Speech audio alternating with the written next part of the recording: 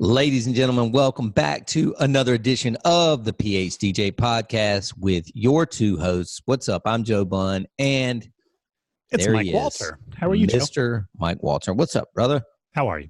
Good, man. We're recording another one here. It's a little pre-record, I guess. We always like to tell the fans in case something insane happens that we happen to miss out in the world of music. We recorded this a week before it drops, so Correct. If anything glaringly happened and we don't reference it, we're not being a-holes or insensitive. We're just Hey, speaking of which, we talked about the Rock and Roll Hall of Fame last week. I forgot to mention, if you are ever in Cleveland, first of all, there's not much else to do in Cleveland, but if you're ever in Cleveland, get to the Rock and Roll Hall of Fame. Dude, literally, phenomenal funny thing experience. you said that. A, it's on my bucket list. B, I was texting Dana the other night that lives near Cleveland, and I was saying, I got to come up. I don't care if it's just 2 days, go see a Cavs game. Not that they're great anymore without LeBron, but I'd love to see the Cavs play, and I would love to go to the Rock and Roll Hall of Fame. Yeah, I've been there 3 times, and there are some things that are always there, but then there's also like rotating whatever. Mm-hmm. And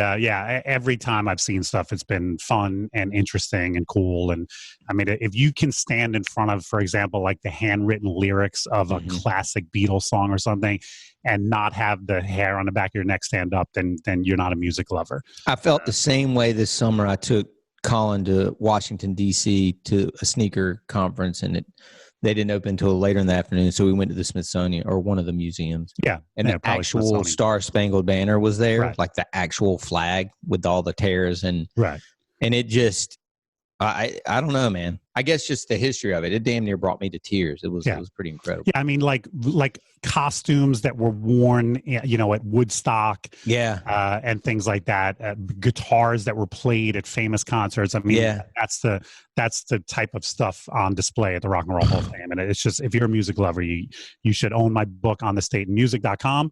That's true. And you should also make your way to the Rock and Roll Hall of Fame at some point. Just like the Suns, if you're ever in Memphis, you have got to take. I did that. I have done that. I've been in the Sun Studio, but the Rock and Roll Hall of Fame, top of the list. Yep. As well as I got to see a show, and it has to be a band that I'm, infatuated with at Red Rocks. Oh, Kelly and I have talked about Red Rock for the last 2 years. Yeah. It can't be like marginal. Like, it has to be somebody I love.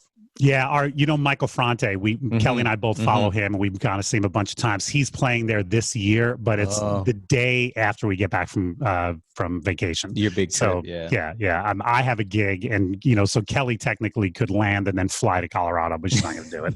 But yeah, Red Rock is definitely one of those arenas. Just like as a sports fan, I'd love to see a football game at Lambeau. I toured Lambeau, but I haven't seen a football game, and then also Notre Dame. And those two are close enough that technically you could see a Notre Dame game on Saturday and then drive up to Lambeau for a Sunday game. That's true. That is a dream sports weekend that I'd like to do someday. Yeah, that sounds amazing, actually. Yeah. As long as it's not this time of year. Right. I'd prefer that in October rather than December.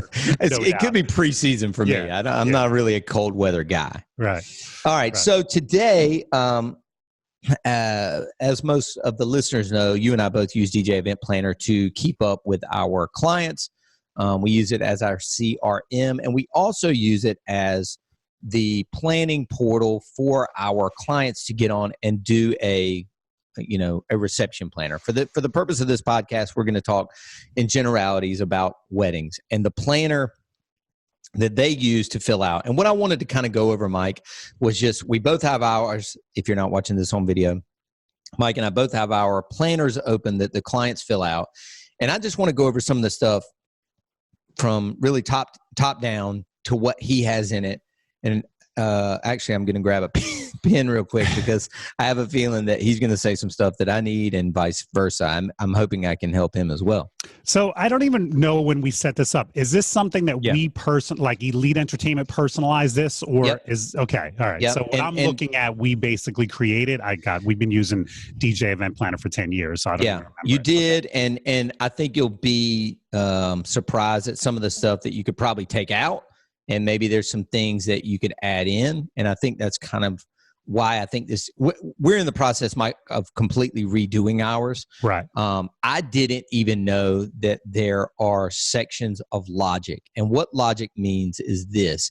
is that, so right now I think I have 3 different planners, and of course I can assign the 3 different planners based on what the people bought. So for example, if somebody buys our Cardinal package, it includes, the Sir Walter package, it includes ceremony audio. And I didn't know you had a package named after me. How nice. Sir Walter, I do. It's really nice.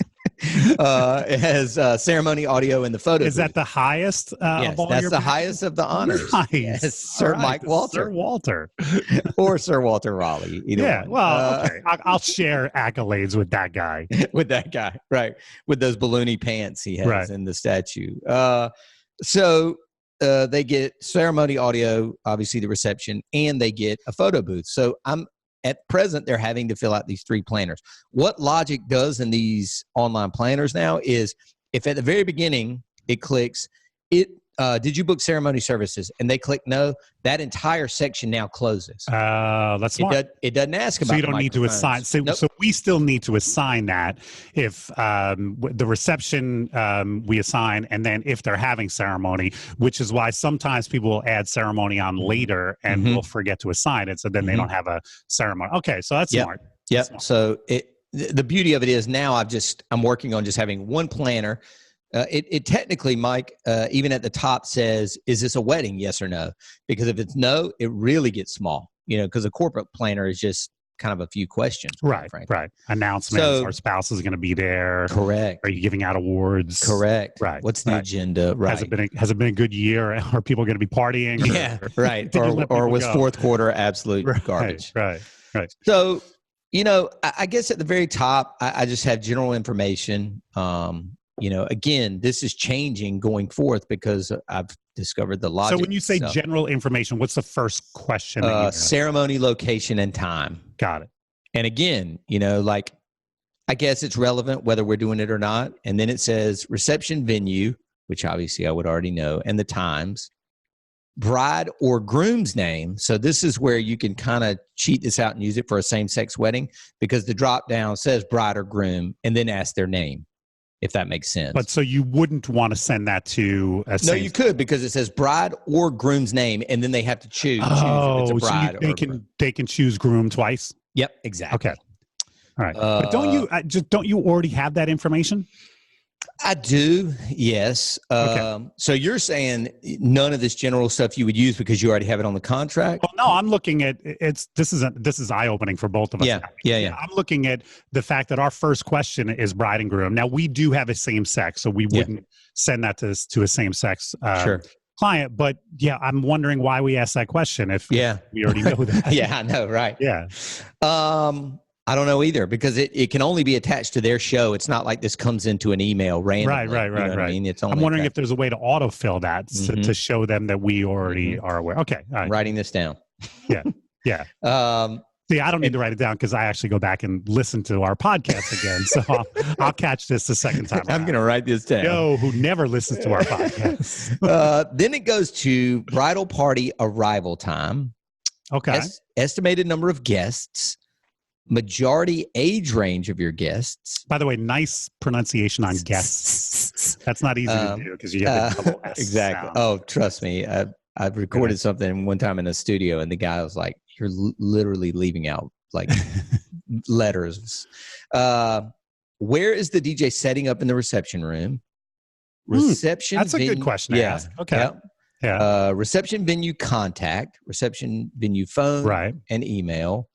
If you're having a honeymoon, where are you headed? Yeah, see, I don't want to get stuck in the weeds here. So you're asking your client to give you the phone number for the banquet hall. Again, I'm changing this. First of all, you should have that information. I like contact because it could be a different person. I like knowing, and we have that too, like who's the maitre d', who's the captain. I like knowing when I show like the name. Am I working with Janine or am I working with Bob or am I but I pretty much have the phone number of every banquet hall that we work at. Good point. So why are you making your brides and grooms look that up and provide that? This is really a self-serving episode if everybody wants to know the truth because I'm redoing the because I'm guaranteed there's a bunch of listeners that are going, I can't believe you asked that question. So well, you can see I'm redoing mine, so I might as well call the wizard, Mike Walter, and just record it and just. No, this is as eye-opening because you asked me to click on this preview, and I'm like, I don't know know that I've ever seen this. This is embarrassing. Yeah. But wait. But at least I don't ask a stupid question like, what's the phone number of the banquet hall? But wait a minute. You have seen it, though, because what would you take? Wouldn't you print this out once? Right, but I'm saying I've never seen it from the bride and groom's. I got it. Okay. Yeah. And then main color of the wedding. You don't ask them to give you directions to get there from your office? Or an Uber. Can I get an Uber code? I'm surprised at that. Okay. So that's under the general section. Right. So you've given your comments on that.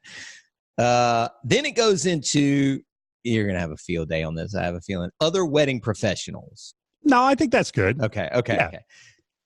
I mean, as long as you're not asking like for their email and Instagram hashtags, like you can find that. But I think I like knowing exactly what's on here. Yeah, see, that's too much, man. 12 questions. It says, tell me who your photographer is. That's all I need to know. Okay. Like I probably already know who they are, but B, if I don't, I can find out their own Instagram hashtag. This is freaking embarrassing. Handle. It literally is like 12. You're making your clients do way too much work. Okay. All right. Hold on.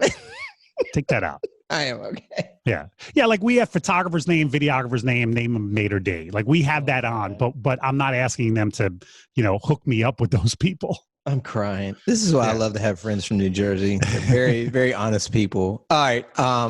Okay. Well, let me skip down to there. Then I have another just social media section. It says official wedding hashtag, which I do like that one. Yep. And then what do you think about asking for their usernames on Instagram? Do you still think you can find we them? don't do that, and I'd like to start because I would like to start connecting. Touchdown, folks. Yeah, I just so that's mentioned something smart. Yeah. And then it says... As long as that's not a mandatory field. They don't have to fill that out, No. And then may we friend you on Facebook? What do you think about that? That's a good question. Okay. All right. And now when you say friend, you would would you friend them with your personal, or would you friend them with Bunn? Personal. Yeah. But I don't post crazy stuff, so I know you're not controversial like I. Right. You're not interested. I mean, controversial. I'm definitely not interested. Okay. Then it goes to cocktail, and it says, "Will we be providing cocktail music for the reception? Yes or no?" So, for example, here a lot of people, the musicians for the ceremony have a time minimum, so they just shift their instruments over to the cocktail hour and play. Okay. Sometimes we don't do that. Right. What are the times? Where do they take place? Because they're usually not in the actual ballroom here. Right. Is cocktail hour going to be outside or in the garden, different area, basement, whatever? I get that. And then what type of music would you like played? And it has a drop down here. Classical, standards, which I put in parentheses, Bublé, Sinatra, etc. Motown / classic R&B, soft rock, or a mix of all of these. Or DJ's choice. So I might add a few other genres to that. Like I'd like to hear that. We have some people who prefer like a loungy down tempo type vibe. Yep. Which is cool. I don't even know if you want to get this personalized, but we do weddings sometimes for music lovers. So we've done like movie themed cocktail hour, Broadway themed cocktail hour. So I mean, I'm sure minor ones like that could all fall under the other category. Sure. Yeah, and I've got an additional notes box in that section as well. Then it goes to the introductions. Do you plan on being introduced? Yes or no? What time is that? And then the first question is, how would you like us to introduce your grandparents? Yep. It's a radio button. Introduce them with a wedding party, recognize them at their tables, or do not introduce. Right. And then it goes to grandparents of the bride, grandparents of the groom, wedding party introduction song, parents of the bride, parents of the groom. Would you like us to introduce the ushers? Yes or no? Then their names. How about the flower girl and ring bearer? Yes or no? And then their names. And then just a table for the bridesmaids and groomsmen's names, boxes. Right. Good. Then maid of honor, best man. Is it the maid of honor or matron of honor? That's a drop down. And then bride and groom's introduction song. Announce the bride and groom as, and then that's it for that section. Right. Anything glaringly weird there to you? No. Okay. I think that was good. Yeah. Then it says the first dance. What time is the first dance? The song. And then it says, is your first dance choreographed? Yes or no? Oh, that's a good question to ask. Because, ladies and gentlemen, Mr. and Mrs. Mike Walter. And it's almost like as the applause is dying, I'm starting that first dance. Right. That's And if it's choreographed, you I'm might like, throw them off. I'm looking for them like to start it, like, because they only know when they go to Arthur Murray, it's like start in the the west corner of this dance floor, and the position is this, and then boom. That's the type of information, Joe, I find out when I meet with my clients. Okay. Which, going back to, I usually meet face-to-face with them, and it's more in advance than, I know with you, it's usually a phone call the week of, just to kind of review everything. So maybe that's why the difference there. But I don't think I need to ask that question on the planner, but it's definitely something that comes up in that meeting. In that advance. And if they say choreographed, then not only do I say to them, okay, well, when are you learning? When have you learned to start this? Great. They usually say we need to get into position, like this position on the dance floor. But then I also offer them some advice, and it surprises me that the Fred Astaire companies don't do this. I say to them, look, before you do this, because you probably just go to your dance lessons in jeans or sweatpants or whatever. Oh yeah. You should take one of these lessons in something that simulates close to your wedding gown, because the problem is you do all these rehearsals in sweatpants, and then you show up the day of the wedding and you get this big poofy dress. That's a great tip. And I also advise them, just be aware that as soon as you start this, your guests are more than likely gonna applaud thunderously, because that's the way I see it. As soon as guests realize, oh my God, the bride and groom actually put some thought and effort into their first dance, I've seen that throw a groom off, where he's like, 1, 2, 3, 1, 2, 3, and all of a sudden everybody goes, and he's like, shit, I lost my place. So I advise my clients. So I love it when a client actually puts some thought into the choreography. Okay. Yeah, because I think it's cool. It makes that moment, which most people, when they go to a wedding, don't even pay attention to the first dance because it's so boring. But now all of a sudden they're like, oh my God, he's dipping her, and they're doing actual dance steps. And I don't know. Anyway. And then I think this is important, especially as attention spans have grown smaller. Should we shorten your first dance at what minute mark? Then it goes into the parent dances. What time are they? Are you doing them? Actually, let me go. Let me go back. Sure. I don't shorten a first dance. Like, in other words, when you say at what minute mark, you just mean you're going to fade it at 2 minutes at the guitar solo or something like that. If I have a client that wants me to shorten their first dance, I make an edit. Okay. More often than not, because usually the end of the song is something really good, especially with a slow song. A lot of times it builds up to a big crescendo. So sometimes the edit is simply, removing the second verse or something like that. So it takes it from a 4-minute song to a 2.5-minute song or something like that. But you don't lose the big ending in a lot of cases. Right. So, yeah. Again, it's their choice. You know what I mean? Or where they want to start it and stop it is basically what I'm asking. Okay. Parent dances, same thing. Are we shortening them? Are we doing them? What is the song, obviously? Right. And then it basically goes into the dinner section. Do you also ask, when are you going to be dancing with your parents? Or is that pretty much codified with you? Because with us, it's usually after the first dance, but not always. Correct. So we ask that question. Some couples do it towards the end of dinner. Same. Some couples wait until cake cutting, which I think is a bad idea, but it's certainly their option if they want to do it. Same. So you ask when. Okay. Correct. Yep. And then, will there be a welcome before dinner? If so, who's doing it? Will there be a blessing? If so, who's doing it? And then we ask what kind of dinner there is, just for timing issues. Buffet, food stations. Is it like a seated, plated dinner, or like family style? And then again, those same type of drop-down choices for the music during dinner. So, DJ's choice, classical, standards, Motown, soft rock. Ugh, I would get classical off of there. I know. I hate it too. Why even give that? You're right. If a client wants classical during dinner, they'll tell you. Yep, I hate it. But I wouldn't even have, especially it's your first one in the drop down. Yeah. No, I would. Oh God, it is. All right, I would eliminate that. Yeah. Who wants to be playing Beethoven during dinner? Poo-poo. I mean, if anything, and P.S. If I had that request from the bride and groom going into dinner, I would make that announcement. I would say, oh, absolutely. Hope you enjoy your dinner. I know I've done it. Joe and Ainsley have requested beautiful classical music being played during their dinner. So Yep. These are selections chosen by the couple. Yeah. I would let people know this ain't me because because Uncle Ricky is going to come up to you about 2 songs in and go, "Come on, buddy, pick it up." Well, I'm not even concerned with Uncle Ricky. I'm concerned about that cool couple in the back of the room that liked my first dance set and they're thinking about booking me, and then they go, but he plays Beethoven. Right. He shit the bed for the dinner set. Right. So, I would take that option off of there. And B, I can't remember the last time. I've been asked for that during cocktail hour and whatever. Yeah. I'll play it. I don't think most people are paying that much attention, but dinner, no way. Yeah. I would actually try to talk a client out of that. Taking it off. For it. Yeah. Then it goes into the toast. Sorry, I pissed off any Mozart fans out there. Then it goes into the toast. Which are you doing first, the cake or the toast? And it's just a drop down. What time are the toasts? Who is giving the toast and their relationship to you? Oh, that's cool. I like that. Okay. Yeah. Right. And then it says, is there champagne for everyone? And I think we had that question, Mike, so we didn't kind of jump the gun, before it had been passed. Or the servers. Oh, see, that's not a question. I never see a wedding where there's not champagne for everyone. So that's not a question I would ask. Here, right? Cake cutting. Will you be cutting the cake? Yes or no? What time? Cake cutting song.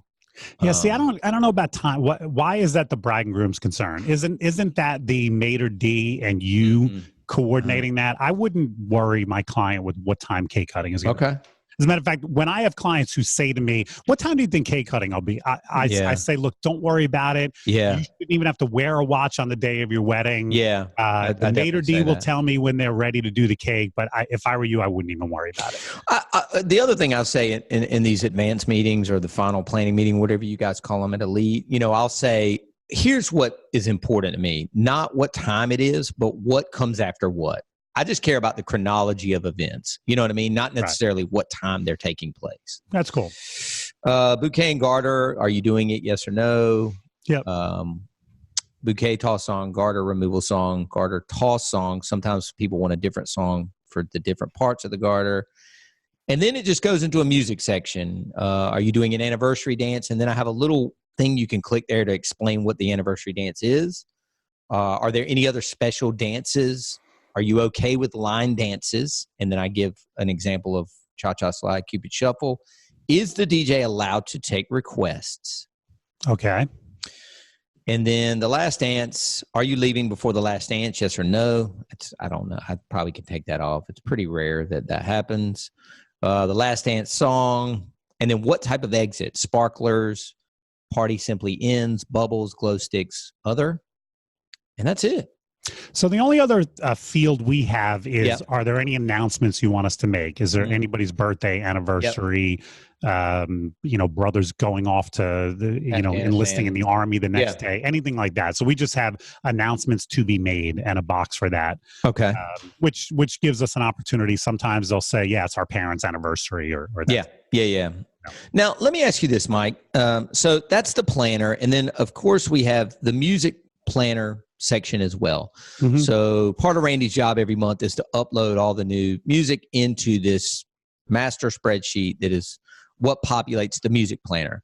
Do you guys use that section, or are you a Vibo user, or do you ask for a Spotify link? I think that times are changing, in other words. No doubt.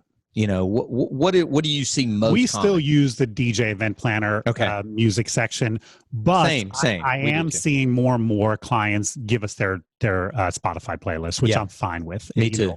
Instead of I've met with clients and say, look, we created a playlist.